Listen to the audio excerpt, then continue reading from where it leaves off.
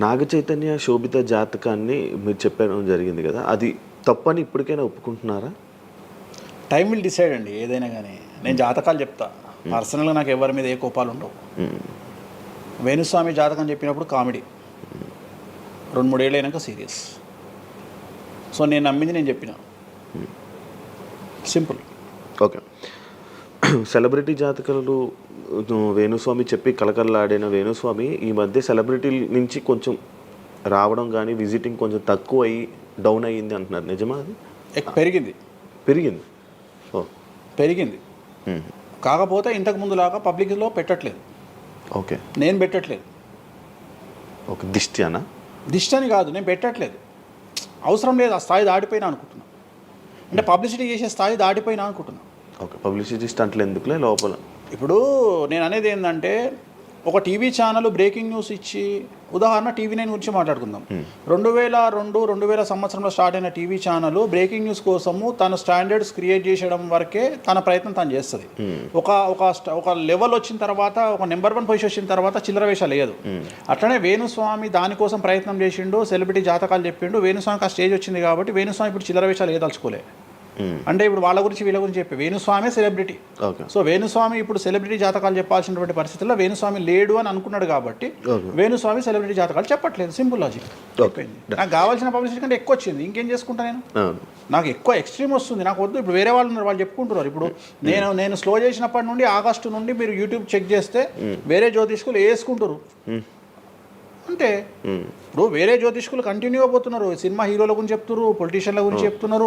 నేను తమ్మునేలు చూస్తుంటా కదా, విపరీతంగా చెప్పుకుంటారు. మీ నుంచే స్టార్ట్ చేశారు. నేను అదే చెప్తున్నా. కానీ నేను చెప్తే మనోభావాలు దెబ్బతింటాయి, కానీ వాళ్ళు చెప్తే తినవు. ఎందుకంటే నాకున్న స్ట్రైక్ రేట్ అట్లాంటిది. మీరు వైరల్ కంటెంట్. ఎస్, అదే చెప్తున్నాను నేను. ఇంకా ఆ రీచ్కి వచ్చినా కాబట్టి నేను చెప్పదలుచుకోలే, వదిలేసిన. అంటే ఈ రేంజ్ రావడం కోసం చెప్పినా. ఎందుకు చెప్పొద్దు? రేంజ్ వచ్చి వదిలేసిన. మళ్ళీ ఇప్పుడు చెప్పే ఆలోచన లేదు. ఇప్పుడైతే లేదు, ఫ్యూచర్లో ఇప్పుడైతే లేదు. నా జాతకం మారి మళ్ళీ నాకు చిమ అంటే చెప్తా. మీ జాతకం ఎప్పుడు మారిపోతుంది? మారింది, ఆల్రెడీ మారింది, మళ్ళీ మారుతుంటుంది కదా. ఇప్పుడు ఎలానో ఎవ్రీ ఇయర్ మారుతుంటుంది కదా జాతకం అనేది. ప్రతి ఇయర్ గురువు మారుతుంటాడు, ప్రతి 2.5 ఏళ్ళకు శని మారుతుంటాడు. సో మారినప్పుడు జాతకాన్ని బేస్ చేసుకొని 12% మన స్వయంకృత అపరాధం ఉంటుంది, 88% జాతకం ఉంటుంది. ఓకే, ఇప్పుడు ఎలానో ఉగాది వస్తుంది కొత్త. ఈ ఇయర్ రాశి ఫలాలు ఎలా ఉండబోతున్నాయి ఏంటి చెప్తారు? ఈ సంవత్సరము వచ్చేటువంటి సంవత్సరం పేరు యాక్చువల్గా మనకు యుగాది అనేది రూపాంతరంగా మారి ఉగాది అయింది. యాక్చువల్గా యుగాది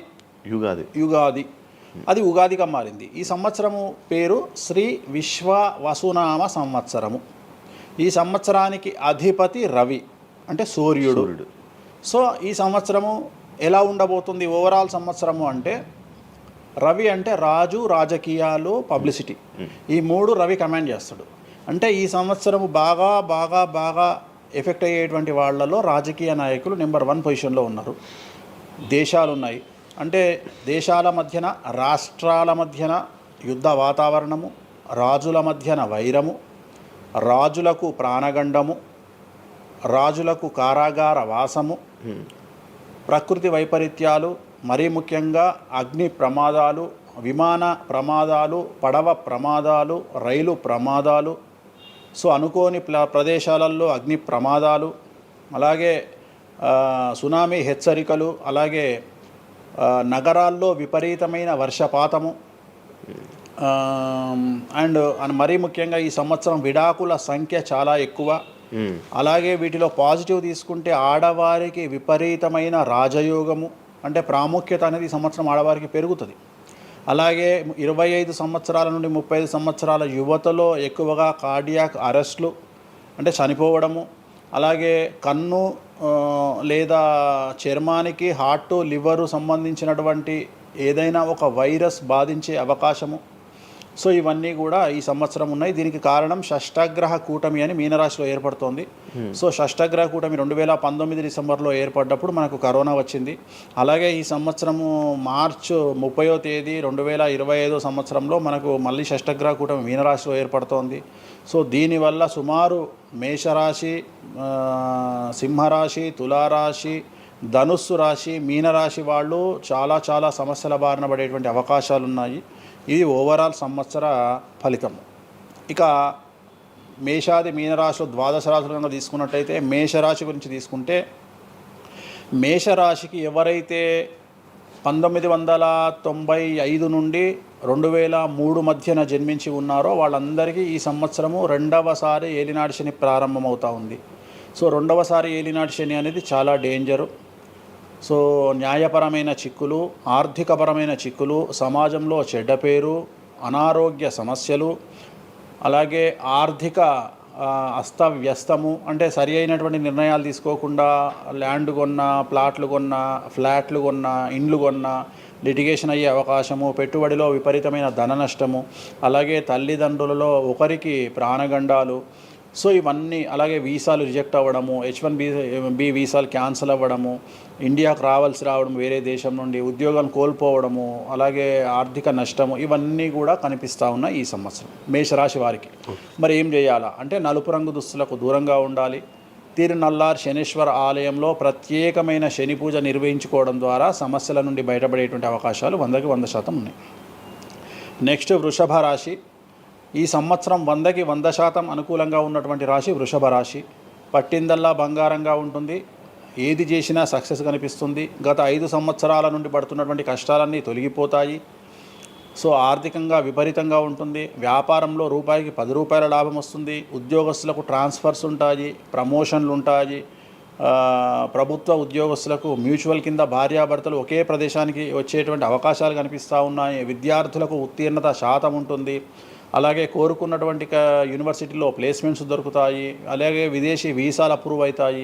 రైతులకు 2 పంటలు అనుకూలంగా ఉంటాయి. కళాకారులకు మంచి కార్యక్రమాలు వస్తాయి. విదేశాల్లో కార్యక్రమాలు నిర్వహిస్తారు కళాకారులు. సో ఏ రకంగా తీసుకున్నా వృషభ రాశి వారికి అనుకూలమైన ఫలితాలు ఉన్నాయి. ఎటువంటి రెమెడీస్ అవసరం లేదు. నెక్స్ట్ మిథున రాశి. సో వ్యయగురువు నుండి జన్మగురువులోకి మారుతున్నటువంటి గురువు వల్ల విపరీత రాజయోగం అనేటువంటిది మిథున రాశి వారికి గోచరిస్తూ ఉంది. సో మిథున రాశి వారికి ఈ సంవత్సరం పట్టిందల్లా బంగారంగా ఉంటుంది. ఇంతకుముందు చెప్పినట్టుగా ఈ రాశికి కూడా 100కు 100% అనుకూలంగా ఉంది. మరీ ముఖ్యంగా రాజకీయ నాయకులకు అన్ఎక్స్పెక్టెడ్ పాజిటివ్ థింగ్స్ జరగడం ఈ సంవత్సరం గమనించాల్సినటువంటి విషయం. అవివాహితులకు వివాహయోగ సూచనలు, సంతానం లేని వారికి సంతాన యోగము, ఉద్యోగం లేని వారికి ఉద్యోగము, ట్రాన్స్ఫర్స్ కోరుకునే వారికి ట్రాన్స్ఫర్స్, అలాగే అన్ని రంగాల్లో పనిచేసేటువంటి వారికి, ప్రభుత్వ ప్రైవేటు ఉద్యోగాల్లో ఉండేవారికి పాజిటివ్ థింగ్స్, ప్రమోషన్లు, ట్రాన్స్ఫర్స్, వ్యాపారస్తులకు అనుకూలతలు, ఇవన్నీ కూడా కనిపిస్తూ ఉన్నాయి. స్త్రీలకు మరీ ముఖ్యంగా అనుకూలంగా ఉండబోతూ ఉంది. సో మిథున రాశి వారికి ఎటువంటి సమస్యలు ఈ సంవత్సరం లేవు. సో నెక్స్ట్ వచ్చే రాశి కర్కాటక రాశి. సో కర్కాటక రాశి వారికి సంబంధించి 100కు 90% అనుకూలమైనటువంటి ఫలితాలు ఉన్నాయి. 10% సమస్య ఏమిటి అంటే మే 9, 2025 నాడు గురువు వ్యయంలోకి వస్తూ ఉన్నాడు. మిథున రాశి ప్రవేశం అనేటువంటిది గురువు వ్యయంలోకి వస్తూ ఉన్నాడు. అది ఒక్కటే ఒక సమస్య కనిపిస్తూ ఉంది. సో 90% చాలా అనుకూలంగా ఉండబోతూ ఉంది. అష్టమ శని వెళ్ళిపోతుంది. 9వ ఇంట్లోకి శని భాగ్యస్థానంలోకి వస్తున్నాడు. సో అనుకూలమైనటువంటి ఫలితాలు ఉన్నప్పటికీ ఎవరైతే కర్కాటక రాశి జాతకులు 60 సంవత్సరాలు దాటి ఉంటారో వాళ్లకు సమస్యలు అనేటువంటివి, ఆరోగ్యపరమైన ఇబ్బందులు అనేటువంటివి కనిపిస్తున్నాయి.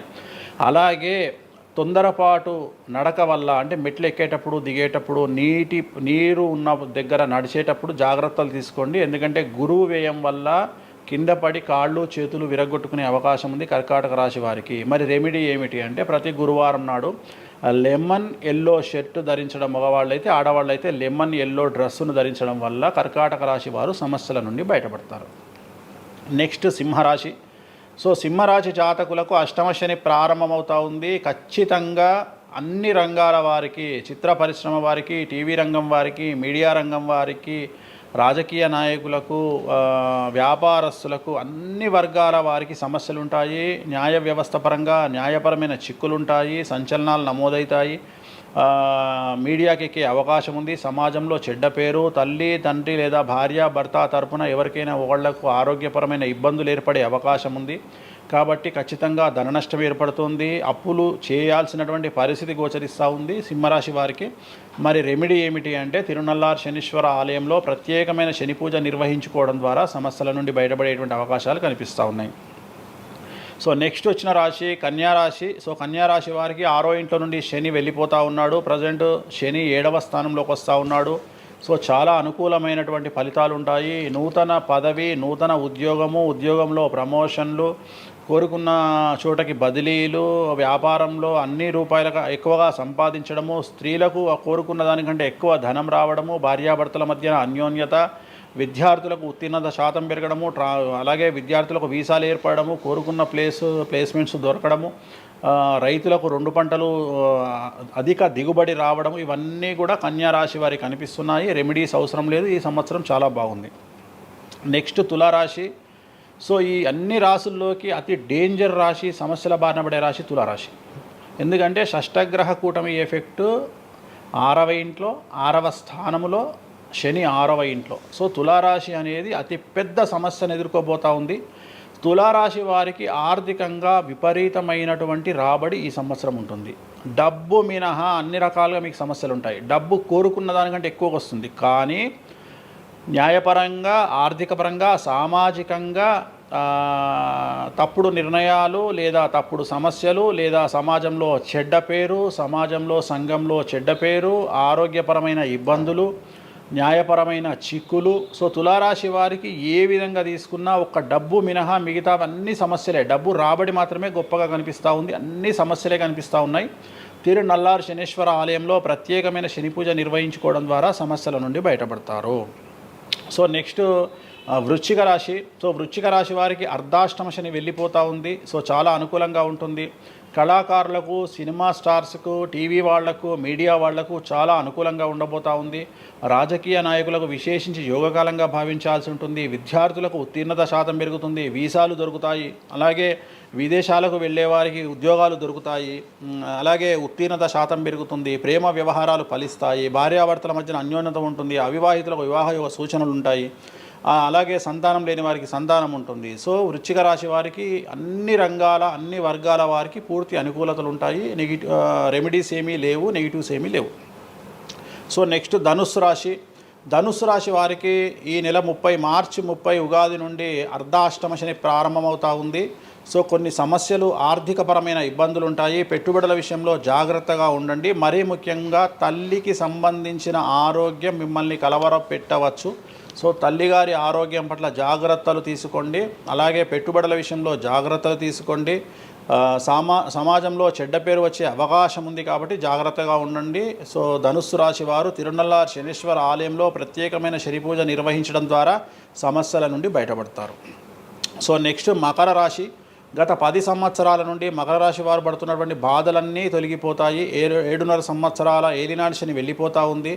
సో పట్టిందల్లా బంగారంగా ఉంటుంది. ఆర్థికంగా, సామాజికంగా, రాజకీయంగా, న్యాయపరంగా, వివాహపరంగా, సంతానపరంగా, అవివాహితులకు వివాహ యొక్క సూచనలు, సంతానం లేని వారికి సంతానము, ఉద్యోగం లేని వారికి ఉద్యోగము, విదేశాల్లో ప్రయత్నం చేసే వారికి అనుకూలతలు, అలాగే ట్రాన్స్ఫర్సు, ప్రమోషన్స్ అన్నీ కూడా అనుకూలంగా ఉన్నాయి. ఎటువంటి రెమెడీస్ అవసరం లేదు. కానీ ఒకే ఒక్క విషయం, భార్యాభర్తల మధ్యలో గొడవలు వచ్చేటువంటి అవకాశాలు కనిపిస్తూ ఉన్నాయి. మకర రాశి వారికి ఎడబాటు కనిపిస్తూ ఉంది. ఆ ఒక్క విషయంలో జాగ్రత్తలు తీసుకోండి, కోపాన్ని తగ్గించుకోండి. సో నెక్స్ట్ కుంభరాశి. కుంభరాశికి 2వ స్థానంలో షష్టగ్రహ కూటమి ఏర్పడుతోంది కాబట్టి ధన నష్టం అనేటువంటిది ఏర్పడబోతూ ఉంది. అతి పెద్ద ధన నష్టం మీరు పెట్టేటువంటి ఇన్వెస్ట్మెంట్ రూపంలో కావచ్చు, భూములు కొన్నా, ఇండ్లు కొన్నా, లేదా ఏదైనా వ్యాపారంలో పెట్టుబడి పెట్టినా చాలా తీవ్రమైన ధన నష్టాన్ని మీరు ఎదుర్కొనే అవకాశం ఉంది. కాబట్టి తొందరపాటు చర్యలు, తొందరపాటు నిర్ణయాలకు దూరంగా ఉండండి. నలుపు రంగు కార్లకు, నలుపు రంగు వస్తువులకు దూరంగా ఉండండి. తిరునల్లారు శనీశ్వర ఆలయంలో ప్రత్యేకమైన శని పూజ నిర్వహించడం ద్వారా కుంభరాశి జాతకులు సమస్యల నుండి బయటపడతారు. ఇక చివరిదైనటువంటి రాశి మీనరాశి. మీనరాశి వారికి జన్మంలో అంటే మీనరాశిలోనే షష్టగ్రహ కూటమి ఏర్పడతా ఉంది. సో చాలా సంచలనాలు ఉంటాయి. నెగిటివ్సే కనిపిస్తూ ఉన్నాయి, పాజిటివ్స్ ఒక్కటి కూడా కనిపించడం లేదు. ఆర్థికంగా, న్యాయపరంగా, సామాజికంగా, ఆరోగ్యపరంగా, కుటుంబపరంగా అన్ని రకాల ఇబ్బందులు ఎదుర్కొంటారు. సంచలనాలు ఫేస్ చేయాల్సి వస్తుంది. కుటుంబంలో ఆరోగ్యపరమైన ఇబ్బందులు ఉంటాయి, ఆర్థికపరమైన నష్టాలు ఉంటాయి, భార్యాభర్తల మధ్యన గొడవలు ఉంటాయి, ఎడబాటుకు దారితీసే అవకాశం ఉంది. తల్లిదండ్రుల్లో వారికి ప్రాణగండం కనిపిస్తూ ఉంది. సో చాలా సమస్యలు మీనరాశి వారు ఫేస్ చేసే అవకాశం ఉంది. తిరునల్లారు శనీశ్వర ఆలయంలో ప్రత్యేకమైన శని పూజ నిర్వహించడం ద్వారా ఈ సమస్యల నుండి బయటపడేటువంటి అవకాశాలు ప్రస్ఫుటంగా కనిపిస్తున్నాయి. ఇవి 12 రాశుల వివరాలు. స్వామి, ఇది మామూలుగా పంచాంగం చూసి చెప్తూ ఉంటారు, మీరు ఏం చూడకుండా ఇవన్నీ ఎప్పుడు నోటికి వస్తాయి కదా, ఇంకెందుకు. ఎవరెవరు ఎక్కడ ఉన్నారో తెలుసు కదా. అచ్చా. శని కుంభంలో ఉన్నాడు, మీనంలోకి వస్తున్నాడు ఈ నెల 30. ప్రజెంట్ వృషభంలో గురువు ఉన్నాడు, మే 9కి మిథునంలోకి వస్తున్నాడు. Practice makes perfect. రోజు ఒక్క జాతకం రాయడానికి రోజు 100 జాతకాలు రాయడానికి చాలా తేడా ఉంటుంది కదా. చూసి ఉన్నాం కదా, పెద్ద అవసరం లేదు. టైం లేకుండా జాతకం చెప్పేవాడిని ఇండియాలో నేను ఒక్కడే. పుట్టిన టైం లేకుండా జాతకాన్ని చెప్పేవాడిని నేను ఒక్కడే. నాకు టైంతో పని లేదు, డేట్ ఆఫ్ బర్త్ ఇస్తే చాలు.